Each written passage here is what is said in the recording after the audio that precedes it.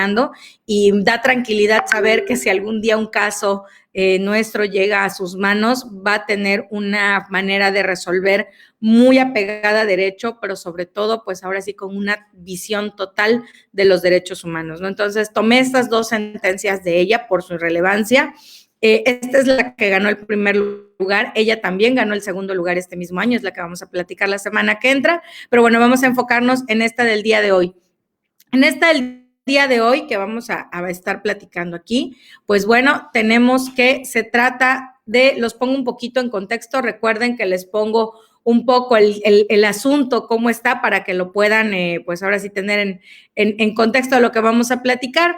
Este es un caso que es bien común para quienes están dentro de empresas, las empresas que proporcionan herramientas de trabajo a sus empleados, y cuando estas herramientas de trabajo son equipos de cómputo y correos electrónicos institucionales o que son parte de la empresa. El caso que sucedió aquí fue una chica, una persona que tiene su correo electrónico de Pemex, ella forma parte de Pemex, teniendo su correo electrónico, ella se le hizo fácil, como yo creo se nos ha hecho fácil a todos, pues teniendo un correo electrónico, reenviarse a sí misma una fotografía, me parece que es de sus hijos, si no es que no tengo mal el dato, pero es de sus hijos porque la sentencia es muy cuidadosa en no reproducir la fotografía, pero es una fotografía de carácter personal. A veces cuando nosotros queremos guardar ciertos documentos y no tenemos a la mano una nube en la cual, o un dispositivo en donde guardarlo, pues todos lo hemos hecho, pues echamos mano del correo electrónico, ¿no? Nos reenviamos el correo electrónico a nosotros mismos a manera de repositorio para guardar ahí los documentos. Entiendo que esto es lo que pasó con ella. Ella tomó su correo electrónico del trabajo para guardar esa fotografía, se la reenvía a sí misma y bueno, la tiene en su computadora. Pemex, el área de Pemex, de donde ella trabaja, el departamento donde ella está, ahorita que vamos a platicar más a detalle, hace una auditoría y encuentran este correo con su fotografía. Entonces, la empresa aduce que ella no tiene permitido utilizar el equipo de cómputo que le dieron como herramienta de trabajo para fines personales. En virtud de esto, le dan una suspensión, le dan mediante un oficio una suspensión de 3 días.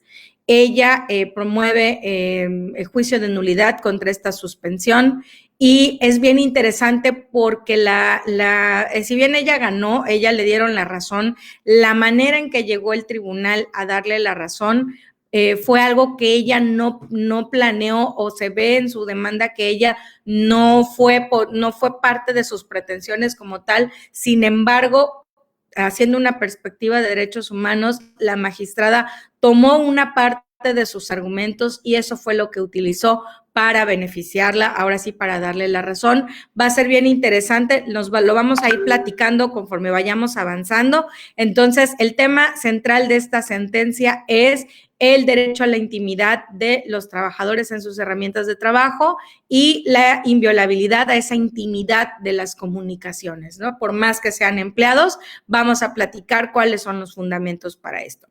Empezamos, viene en el contexto que viene dentro de las sentencias, dice que, bueno, este equipo de cómputo le fue asignado en este caso, a la encausada, que están transcribiendo el parte del oficio de Pemex, en donde dice que se advirtió que de la cuenta de correo electrónico que le fue asignada oficialmente, remitió a su misma cuenta oficial un correo con una imagen ajena a sus funciones como servidora pública, y se advierte el contenido y ahí pues se reproduce. En estas circunstancias, tomando en cuenta los elementos probatorios y las conclusiones, acredita plenamente la imputación que le hacen a esta trabajadora en su desempeño como especialista técnico adscrita a este grupo multidisciplinario de servicios y a proyectos de infraestructura de Pemex Exploración y Producción, en razón de que en esta fecha, 4 de julio de 2013, a través de su correo electrónico institucional, si ven, se cubre, pues ahora sí de manera anónima la primera parte del correo, pero el correo tiene como dominio @pemex.com. Esto es importante porque lo vamos a platicar también más adelante. Pero en este correo que ya con esta terminación de @pemex.com ya se advierte que es una cuenta institucional, envió esta citada imagen que resultó ajena a sus funciones utilizando los recursos que tenía asignados oficialmente. Bajo este contexto, queda de manifiesto que ella ejerció indebidamente el cargo conferido al no haber utilizado los recursos que tenía asignados, como son el equipo de cómputo y el correo electrónico institucional, exclusivamente para el desempeño de sus funciones. Con esta resolución, pues bueno, Pemex emite un oficio con el cual le imponen una sanción administrativa consistente en la suspensión del cargo por 3 días. Esta es la resolución contra la cual ella promueve este juicio de nulidad. Dice también, les pongo también un poquito en contexto lo que nos brincamos aquí porque realmente no me pareció tan relevante como para ponerlo en el material. No obstante, en la sentencia original está, si ustedes gustan consultarlo, en donde está esta parte de las sentencias, que lo platicábamos en el primer programa, pero al inicio empiezan pues ahora sí que a analizar varias situaciones entre que si había facultades o no. Una de los argumentos que por ahí se fueron analizando y que no fueron parcialmente fundados, pero que es de donde inicia el análisis de la magistrada, es en el hecho de que la promovente decía que el técnico que realizó ahora es que la evaluación y el copiado de su disco duro y que tomó toda esta información para analizarla y que encontró el correo electrónico, no tenía facultades, es decir, no tenía ahora sí que la facultad o no tenía el derecho de haberlo realizado, no contaba con una, pues ahora sí ella menciona en la sentencia o en la demanda que ella presenta, menciona que esta persona no contaba con las facultades para hacer eso.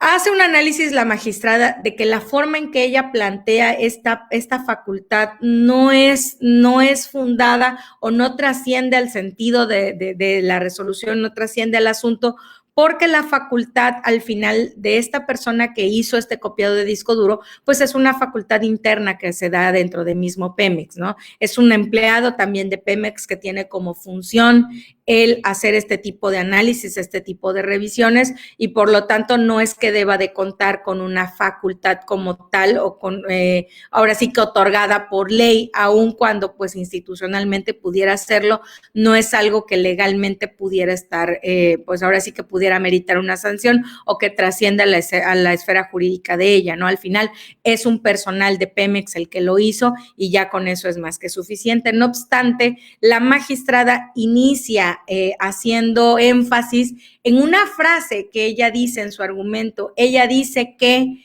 no tenían el derecho de haber revisado sus correos. Es lo único que dice al respecto.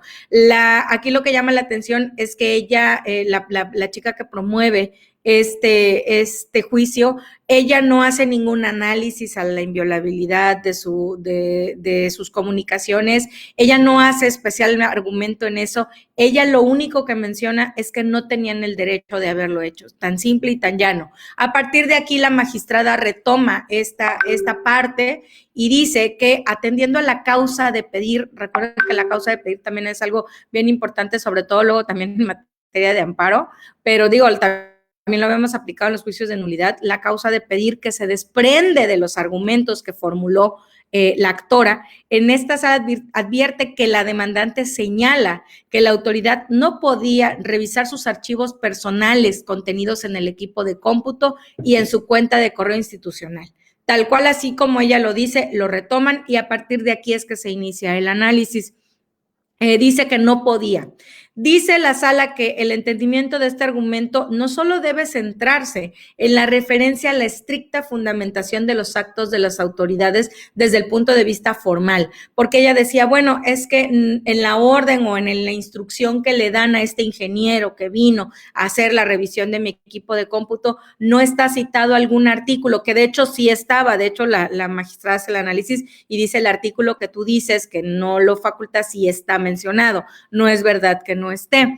pero la magistrada muy acertadamente dice, esta fundamentación no solamente se trata desde el punto de vista formal, es decir, no solamente se trata de que hayan puesto el artículo que le daba la facultad, ¿no? Referente a la invocación de preceptos, es decir, no nada más con que venga el número, también no debe limitarse desde el punto de vista material, atendiente a que se cuente con esta facultad, pues todo lo anterior ya había quedado evidenciado en estos análisis que les digo que son previos, ¿no? Que se hizo antes de llegar a esto. Por el contrario, desde el momento en que la actora sostiene que la autoridad no podía practicar una revisión a sus archivos personales y a su cuenta de correo institucional, ya no solamente se encuentra alegando vicios relacionados con competencia de la autoridad como una cuestión formal, sino vinculados con la protección de su derecho fundamental a la inviolabilidad de las comunicaciones privadas. Entonces, si ven, basta con que la persona dijo no podían haberlo hecho para que ya con eso la magistrada retome esa frase y a partir de esa frase, y tomando la causa de pedir como base, pues bueno, ella comienza todo el análisis. Dice que para dejar claro los hechos relevantes del caso, tienen un acta del 2 de septiembre del 2014, que es parte del expediente administrativo que se presentó como prueba, y consta la práctica de una diligencia a través de la cual la autoridad procedió a copiar el disco duro del equipo de cómputo que la actora tenía asignado. Digo, esto creo que quienes hemos trabajado en grandes empresas es totalmente normal, es parte de los procedimientos de auditoría interna.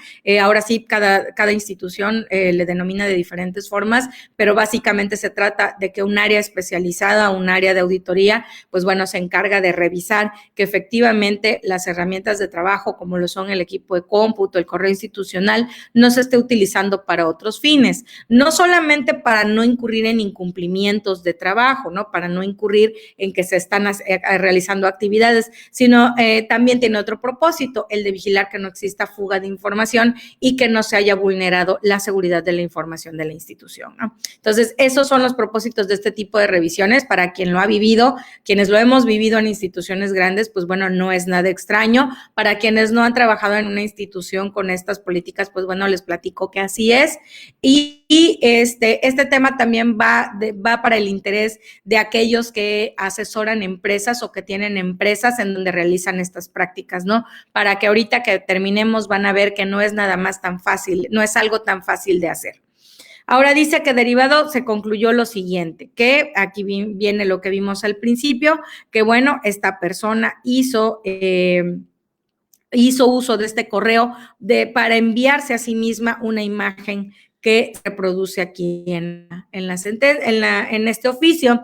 Utilizó su correo con dominio @pemex y pues bueno, con esto toman y quedan de manifiesto, según la autoridad, que ejerció indebidamente el cargo conferido al no haber utilizado los recursos que tenía asignados, ¿no? Como lo son el equipo de cómputo y el correo electrónico exclusivamente para el desempeño de sus funciones. Dice también la magistrada que, de acuerdo con lo transcrito, el origen de estas infracciones radicó en que la parte actora, en este caso la chica, se envió desde su correo electrónico, señalando como su propia remitente y destinataria una imagen no vinculada. Pero partiendo de lo anterior, ella ahora sí que la pregunta, ¿era válido que la autoridad hubiese revisado el correo electrónico de la demandante? Aquí hago una pausa. Me gustaría que hasta lo que hemos visto hasta ahorita, ahorita los elementos que tenemos hasta este momento en esta diapositiva es que sí existió el uso de este correo electrónico y del equipo de cómputo para el autoenvío de esta imagen personal que no corresponde a nada del trabajo. Ya vieron que sí, ya anteriormente en la sentencia sí se hizo oficial o bueno, se verificó que la persona que lo hizo sí tenía facultades para hacerlo.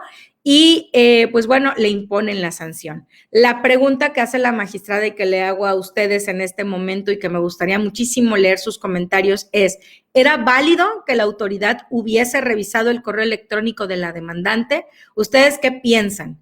Sí, no, en su calidad de patrón, en su calidad de que es la institución que le otorga y que es propietaria de estos bienes, porque al final el equipo de cómputo y el dominio, el correo electrónico son propiedad de Pemex, es su patrón y en esa calidad podía haber revisado este correo electrónico. Los leo, les doy un minutito para ver cuáles son sus opiniones hasta ahorita.